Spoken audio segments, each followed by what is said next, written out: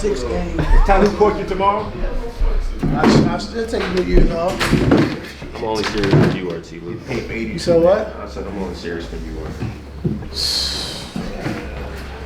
I'll be the guinea pig. How's Kawhi doing? Is Kawhi playing tomorrow? Is Kawhi practice? Kawhi's practicing today, yes sir. Is he playing tomorrow? We'll see. We'll see about what does that mean? We'll see. We'll see tomorrow. Okay. Yeah, we'll see how he comes out of this, but he is practicing today. Full time that he's practicing? Yes. Fully. Yes.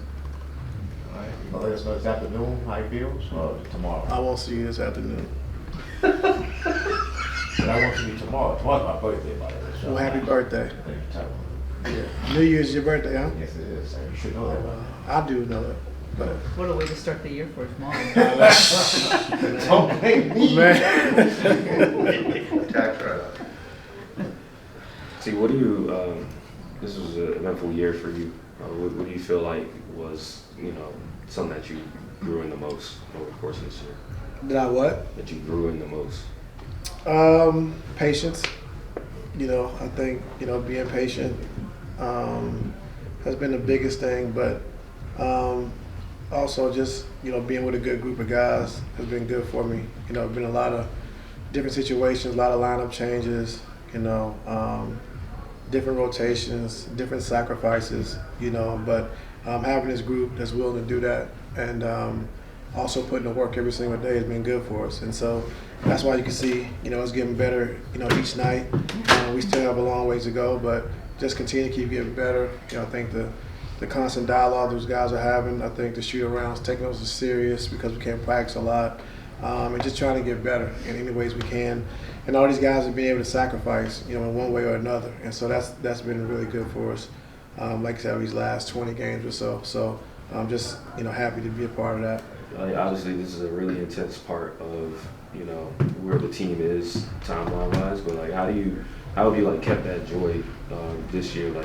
It's a game, and everybody's wants to enjoy what they're doing, enjoy the company and everything. How have you kind of been able to maintain that and enhance that? Yeah, I think the joy comes from winning.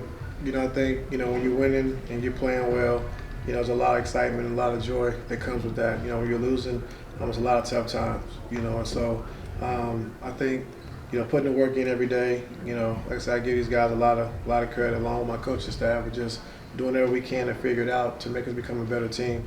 And these guys have done that. And so the joy comes, like you said, with winning, getting better. And that's what these guys have been doing. You talked about wanting to use these practices and shoot rounds to put in more offense.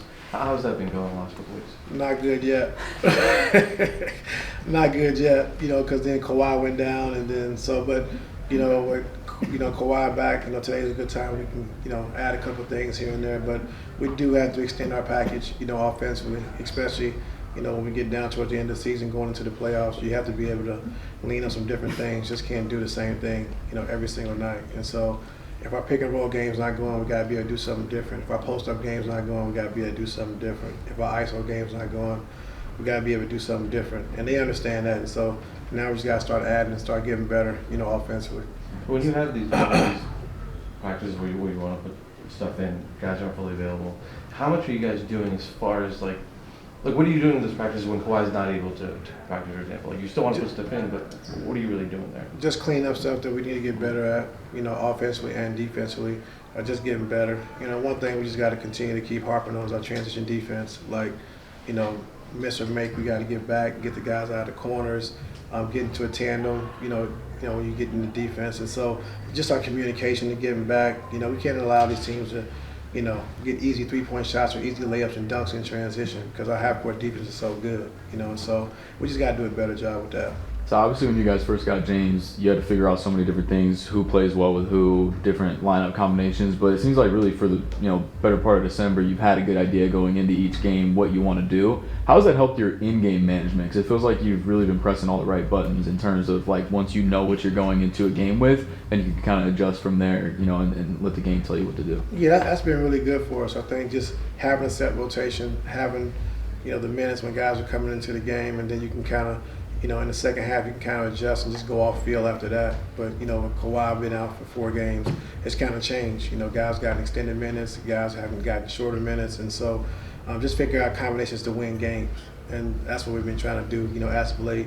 And so, like I said, but having that set rotation, having those guys in place, and you can kind of go into the second half and adjust how you need to. But that first half has been really good for us. For this team specifically, are you obviously it's a vet group. You guys obviously want to win a championship. But when you go through this regular season, are you strictly judging these games off like wins and losses, or do you see growth in losses at all, or stuff like that, or is it strictly wins and losses for you?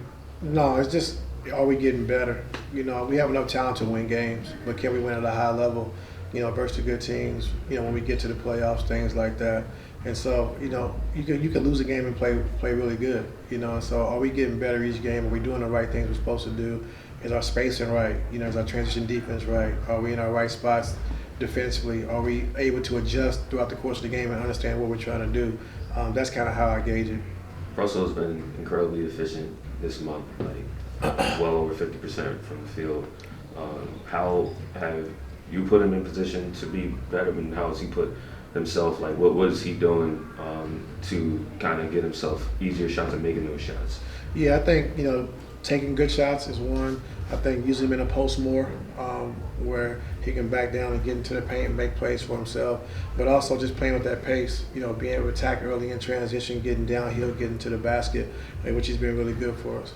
Do you feel like there's another level for him to take in the role that he's in, even with the progress that he's made offensively? No, I think he's been great. I think just like I said, taking what the defense gives him. I think turning down some of the early three-point shots early in the shot clock, and either getting to the next action or getting into the paint, making a play, which he's done, and then the corner three, which he shoots at a high clip.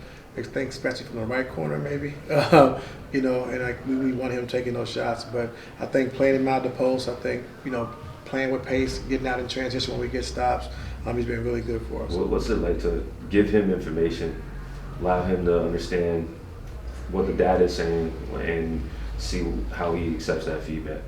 No, it's been good. Like he's been the ultimate sacrificer.